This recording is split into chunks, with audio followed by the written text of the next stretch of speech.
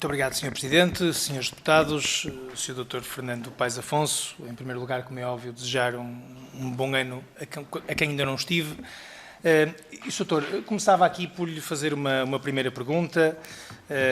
Eu vou utilizar o sistema pergunta-resposta, não apenas, digamos, uma intervenção mais longa, esperando depois também por uma resposta mais longa.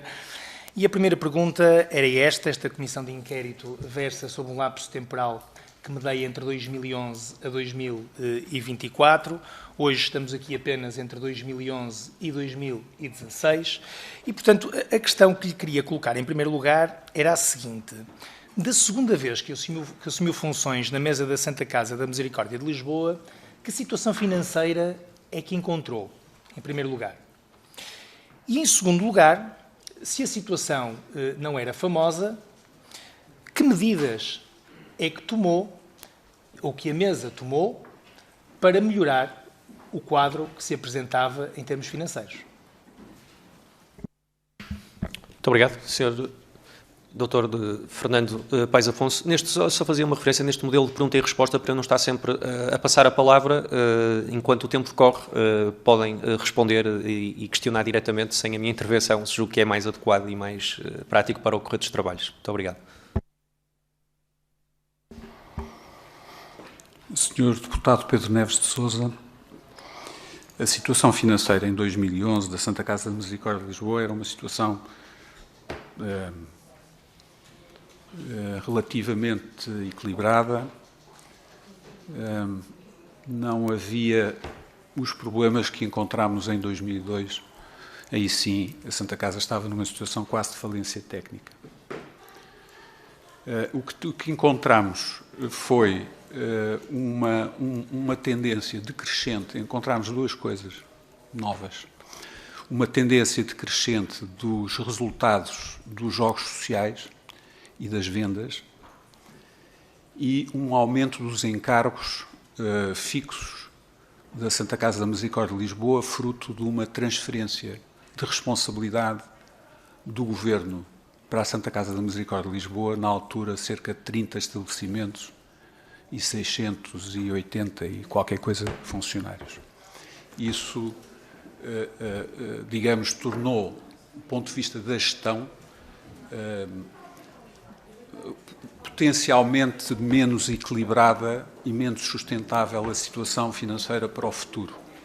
Dito isto, as medidas que foram tomadas, em especial referirei as que me cabiam no âmbito das minhas funções, foi dar especial atenção ao Departamento de Jogos e encontrar, desde logo, todos os caminhos que me permitissem infletir esse caminho de descida das vendas e, portanto, aumentar as vendas, diversificar os jogos e, por essa via, diversificar os resultados. Eu queria dizer a esse propósito à Comissão Parlamentar de Inquérito que, nos termos da lei, nessa altura, tive durante alguns meses o pelouro financeiro e os serviços, nos termos da lei,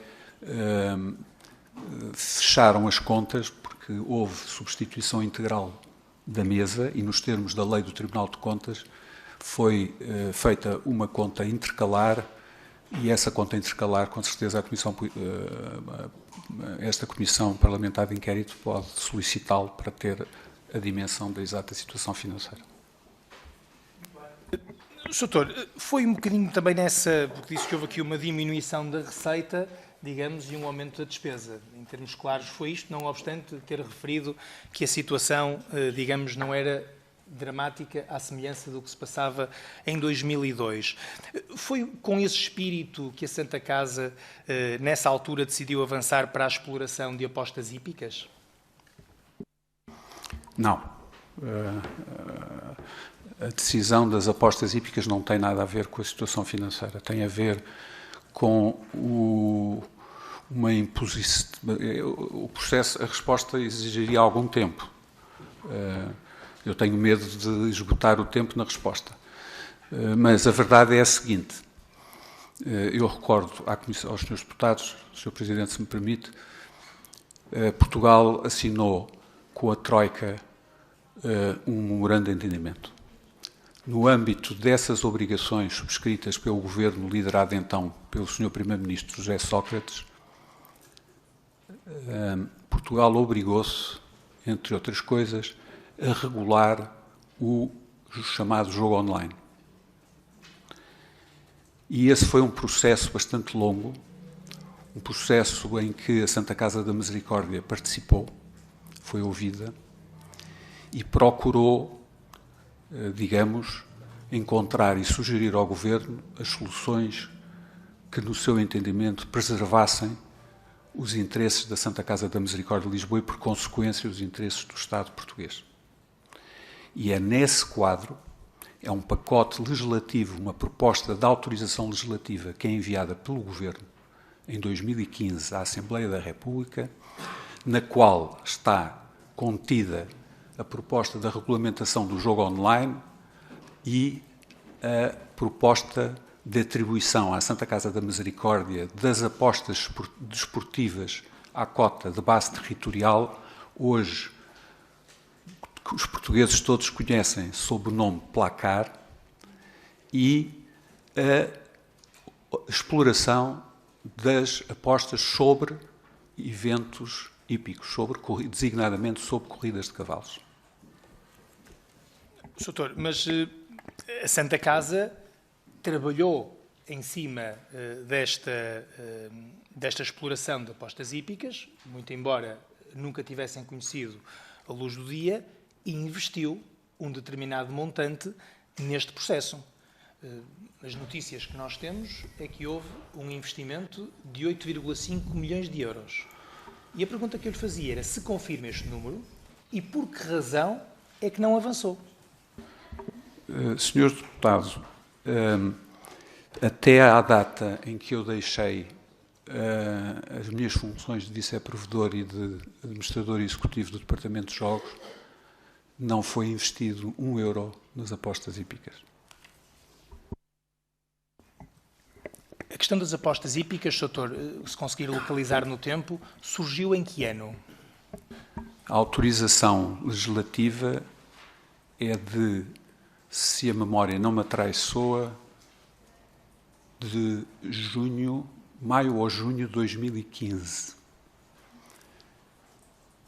Depois havia necessidade, o Governo teve a necessidade de regular, depois há trabalho legislativo acessório que tem que preceder o início da exploração.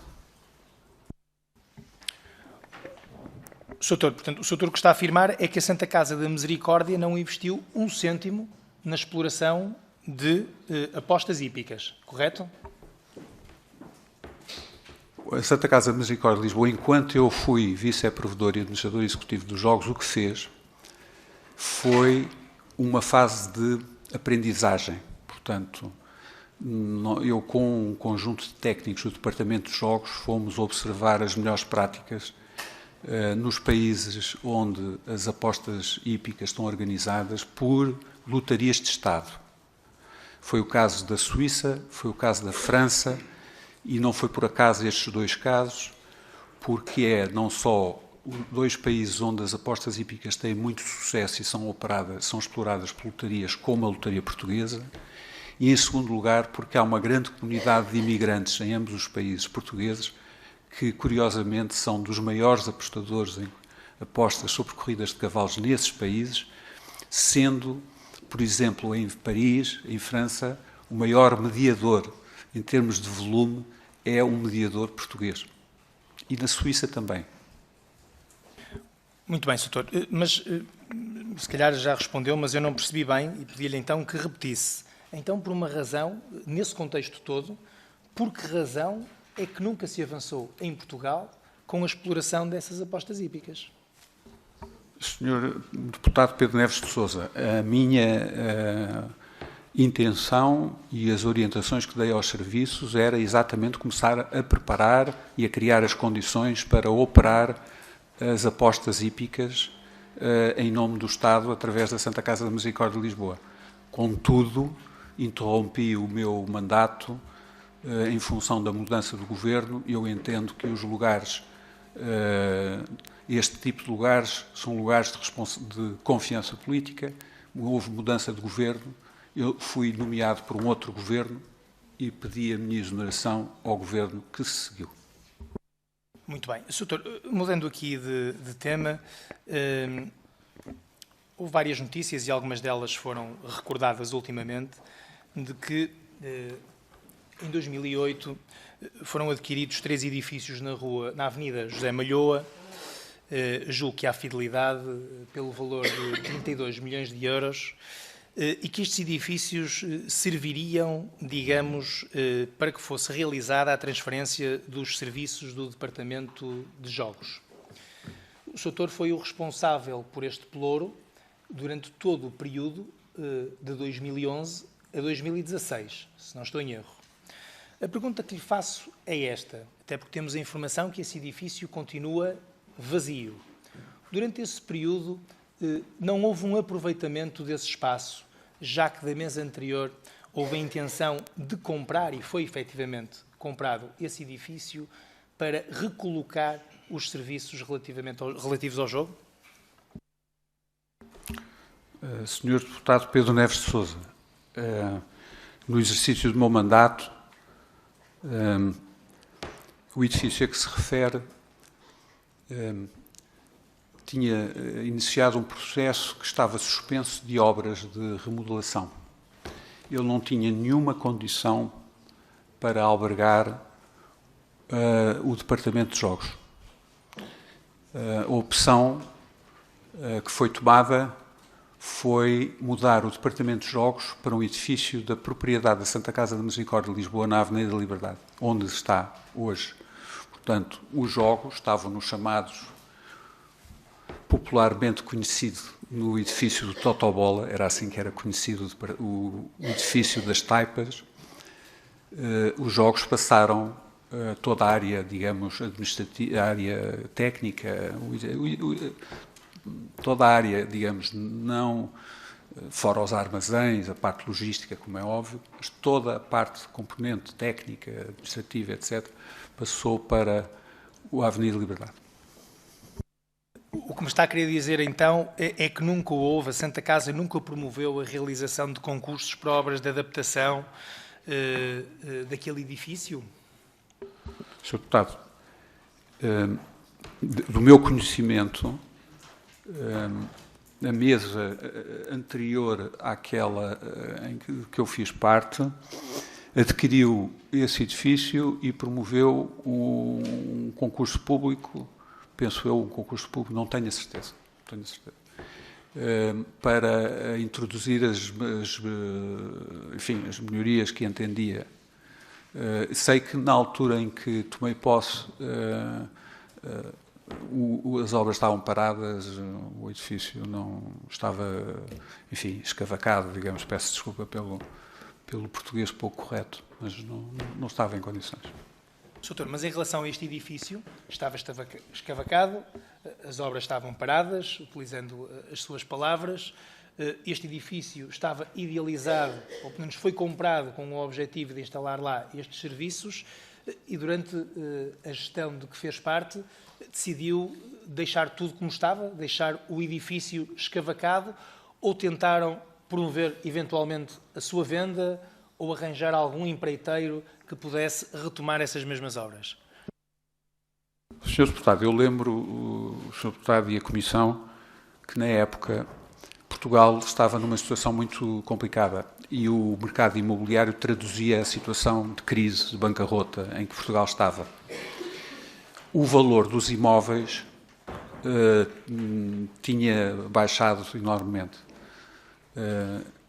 O senhor provedor que tinha o pelouro do património imobiliário, o departamento imobiliário era um departamento do senhor provedor da Santa Casa de Misericórdia, do Dr. Pedro Santana Lopes, entendeu na época e partilhou com a mesa essa decisão de procurar não perder valor e, portanto, integrar esse edifício, ou essa era uma possibilidade de integrar esse edifício no fundo de investimento imobiliário propriedade da Santa Casa, para que eu pudesse depois ser, na altura de vida, rentabilizado. e vendido nos melhores termos. Portanto, a decisão da mesa foi deixar as obras paradas, correto? Não me recordo se foi uma decisão da mesa, se foi uma decisão do senhor provedor que tinha o pelouro. Confesso que não quero, aliás, o senhor Presidente advertiu-me que nos termos do Código Penal as declarações que eu tenho que fazer têm que ser precisas. E eu, de facto, não me recordo se foi uma decisão da mesa, não me parece que tenha sido, mas foi discutida em mesa e isso foi.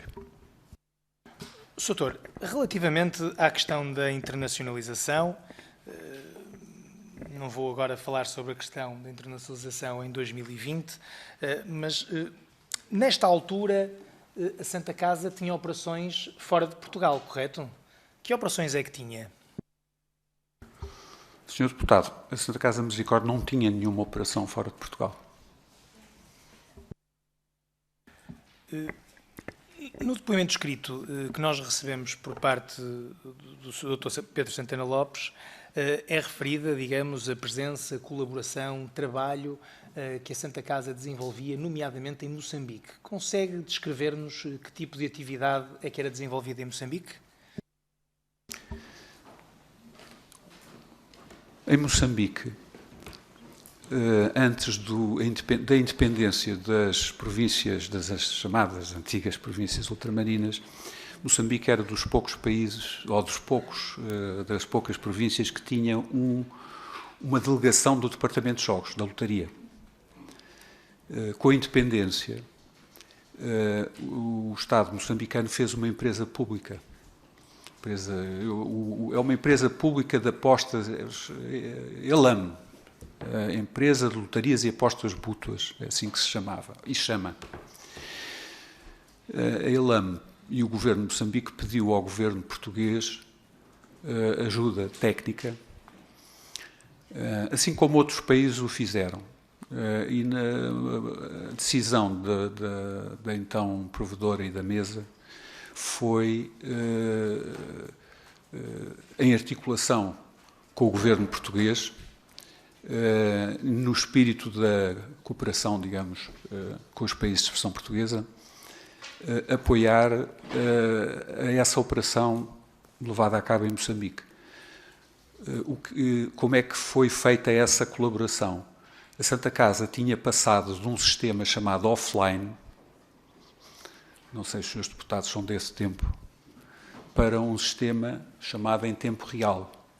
E, portanto, tinha trocado tudo, tinha trocado os terminais que a Santa Casa passou a usar e que os senhores hoje, se apostarem nos jogos de Santa Casa, como espero que o façam, são terminais em tempo real. Os terminais foram todos substituídos. Já ninguém no mundo utilizava aqueles terminais. Foram postos no quartel, armazenados no quartel do Rio Seco.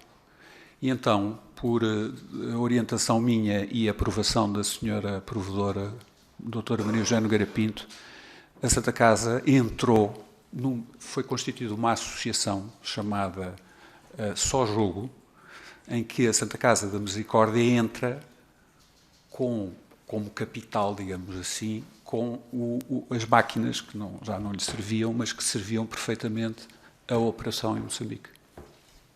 Sr. Deputado Pedro Neves Sousa, só uma informação sobre a condução dos trabalhos.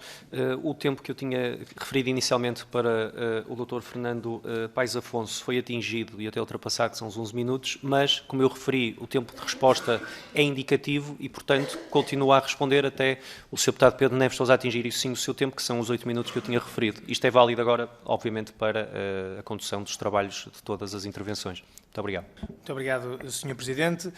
O Sr. fez aqui a descrição do que se passou na altura, no início, portanto, durante o mandato da doutora Maria José Nogueira Pinto, mas a partir de 2011, e era aqui que eu me estava a referir, que tipo de envolvência é que a Santa Casa da Misericórdia teve em Moçambique? Era isso que eu queria saber, até por uma razão, porque, deixe-me adiantar-lhe, que o Dr. Pedro Santana Lopes, nas respostas escritas que deu, disse que foi uma vez a Moçambique para perceber como é que as coisas se passavam, mas que quem ia lá com alguma regularidade era exatamente o Sr.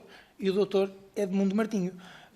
E, portanto, a pergunta que eu lhe faço era, aquilo que nos descreveu aqui, pareceu-me demasiado simples para promover várias deslocações a Moçambique. Por isso é que lhe voltava a perguntar, neste mandato que aqui está em causa, que tipo de colaboração, que tipo de intervenção é que a Santa Casa da Misericórdia de Lisboa tinha em Moçambique?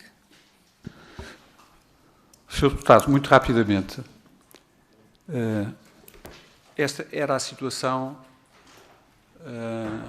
até 2005. A nova mesa da Santa Casa da Misericórdia entre 2005 e 2011 entendeu que devia ter uma presença mais, digamos, próxima e, portanto, passou a presidir ao Conselho de Administração da Sójogo. Eu, quando tomei posse, passado alguns meses, naturalmente também tive que tomar conta do que se passava em Moçambique. A situação era difícil, havia problemas de sustentabilidade financeira da própria Sójogo e, portanto, eu desloquei-me de facto com frequência durante o meu mandato para assumir as responsabilidades que a Santa Casa tinha antes assumido como Presidente do Conselho de Administração. Sr. Doutor, esse envolvimento e o facto de ter assumido a presidência do Conselho de Administração implicava que a Santa Casa gastasse algum dinheiro em Moçambique ou tinha retorno financeiro dessa intervenção em Moçambique? A Santa Casa sempre disse, e eu reafirmei em nome da Santa Casa, que qualquer lucro que a Sójogo obtivesse e que coubesse à Santa Casa da Misericórdia seria aplicado integralmente em obras de natureza similar às que a Santa Casa prossegue em Portugal, mas naturalmente aplicado em Moçambique, porque o dinheiro é dos apostadores de Moçambique, os lucros seriam aplicados em Moçambique. Infelizmente, não foi possível obter lucros e, portanto, nós a operação manteve-se, os trabalhadores mantiveram-se, receberam, os apostadores recebiam os seus prémios, a operação corrente não era uma operação lucrativa. Doutor, não sendo uma operação lucrativa, era deficitária? Isto é, a Santa Casa, reafirma a pergunta, tinha que enviar dinheiro para Moçambique ou não? No meu tempo, nós tivemos que prestar uma garantia de 1 milhão de euros para que um banco moçambicano emprestasse à Sójogo num determinado momento da vida da Sójogo um valor que foi necessário para reequilibrar a situação. Doutor, só para ter a certeza de algo que paira no ar, eu li, e não consigo localizar onde senão dir-lhe-ia, porque há muita documentação, que eventualmente as contas da Sójogo em 2011 foram aprovadas, mas que os documentos do suporte não existiam. Isto é fake news ou corresponde à realidade, doutor?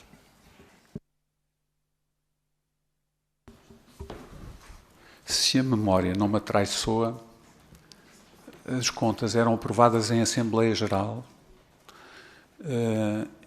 e, em primeiro lugar, no Conselho de Administração. O Conselho de Administração tinha 5 elementos, um dos quais era da Santa Casa da Misericórdia, os outros 4 eram indicados por outros sócios da Sójogo.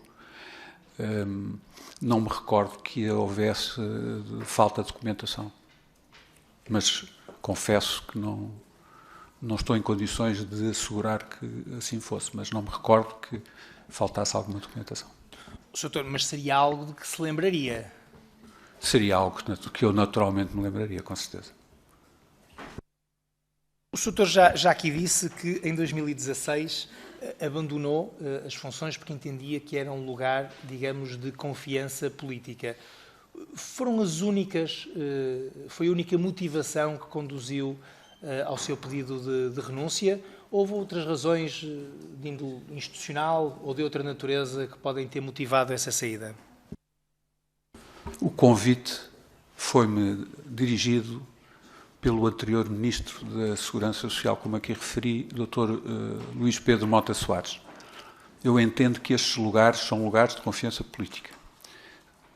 E, portanto, tendo mudado o Governo e havendo um novo Ministro, eu escrevi uma carta pedindo a minha exoneração ao Sr. Ministro. Quer, aliás, e o Sr. Dr. Vieira da Silva não, com certeza, não levará a mal, não há nenhuma inconfidência pessoal, mas o Sr. Ministro Vieira da Silva foi muito gentil e, quando recebeu a carta, ligou-me e disse-me: eu não pedi a sua demissão. E eu disse: pois, o Sr. Ministro não pediu a demissão, mas a verdade é que este lugar é um lugar de confiança política e eu quero libertá-lo para o Sr. Ministro indicar quem muito bem entender.